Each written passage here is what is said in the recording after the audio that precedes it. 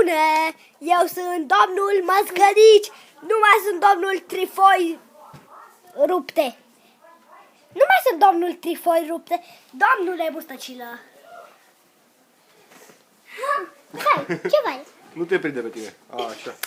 Bine. Să trecem la treabă, să mă fartez. Opa! Și-a dat masca jos. Așa. Wow, ce frumoase sunt fartate. Acum o să-l prezint pe prietenul meu, Cosmin și Laura. Bună! Mai întâi Cosmin, el Să e vedem. Cosmin și el e Laura. Bună, trebuie să pun... Hei, stai așa! Trebuie să-mi pun masca! Trebuie să pun masca! Wow! Ce frumos arăți! Ai mască foarte super! Tu urmezi. Și eu.